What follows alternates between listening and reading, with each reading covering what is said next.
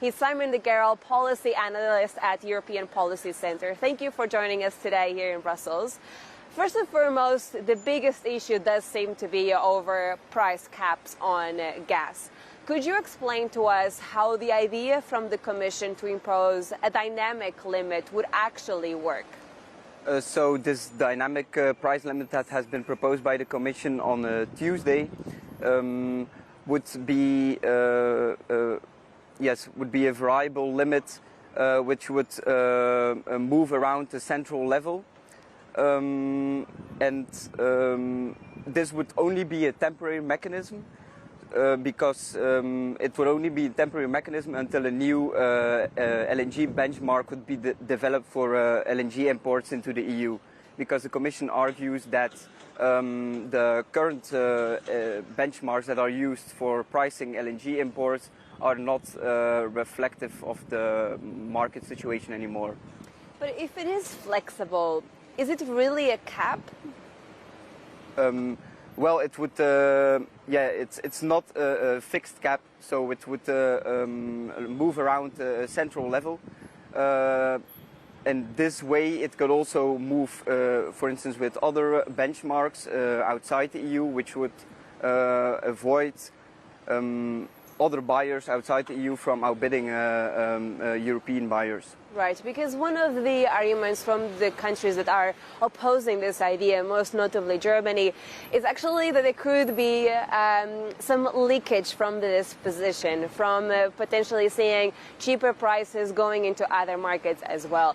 Are you concerned about this as well? Do you think that Germany and the Netherlands actually are right in opposing a cap on natural gas prices?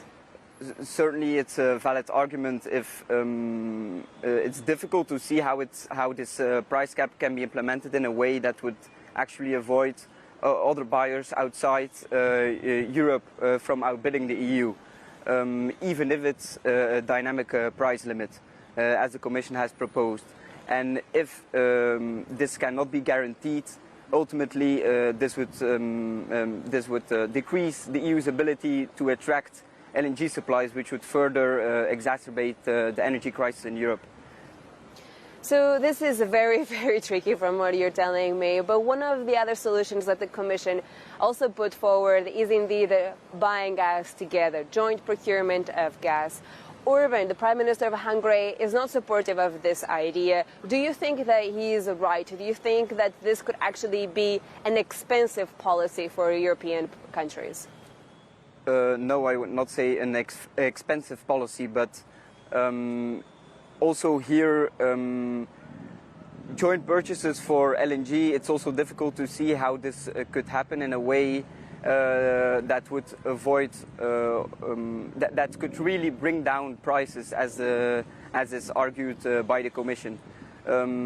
The Commission also says that this would avoid member states from outbidding each other. Yeah. There it could work, but it's difficult to see how this can actually be used as a mechanism to leverage EU market power and to strengthen the EU's position in negotiations with external suppliers, especially for LNG, as LNG suppliers can easily switch their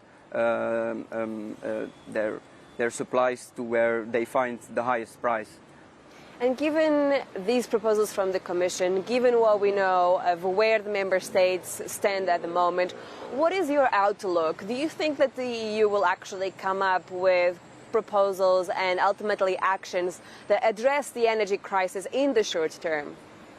The proposals on which the discussion focus now ultimately will not, I think, solve this energy crisis. Ultimately, the essence of the story is reducing gas consumption via accelerating rollout of renewables, energy savings, and energy efficiency measures. While price caps might provide a bit of temporary relief, but ultimately will not really be a fundamental solution to this crisis and might even exacerbate it.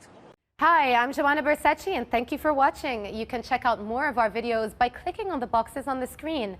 And don't forget to subscribe to our channel for more from CNBC International. Thank you for watching.